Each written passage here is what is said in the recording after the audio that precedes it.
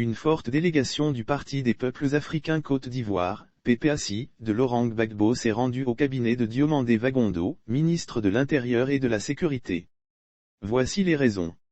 Le ministre de l'Intérieur et de la Sécurité, général Diomandé Vagondo, a reçu ce 15 juin 2022 à son cabinet une importante délégation du Parti des peuples africains Côte d'Ivoire, PPACI, parti fondé par l'ex-président ivoirien Laurent Gbagbo.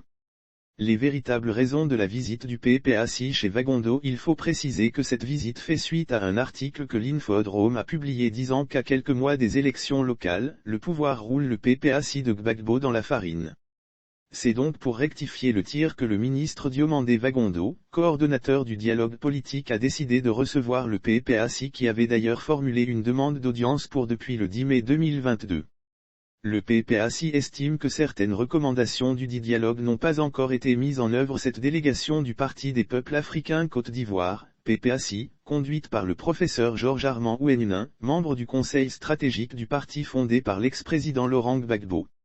Selon la déclaration du professeur Georges Armand Ouennin, qui était accompagné de Koné Katinan et du professeur Hubert Oulaï, ce parti est venu échanger sur la mise en œuvre des recommandations du dialogue politique.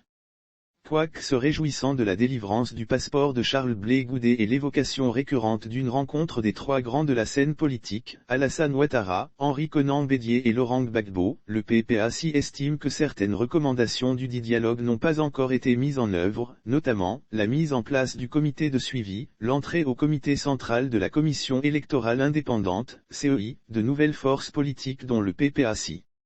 À ce sujet, le porte-parole du PPACI, Koné Katinan, soutenait qu'on ne rusera pas avec sa formation politique.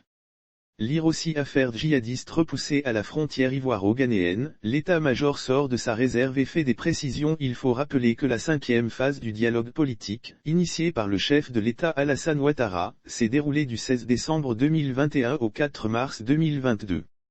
Cette phase était conduite par le général Vagondo Diomandé, ministre de l'Intérieur et de la Sécurité. En somme, plusieurs décisions avaient été prises au terme de ce dialogue politique.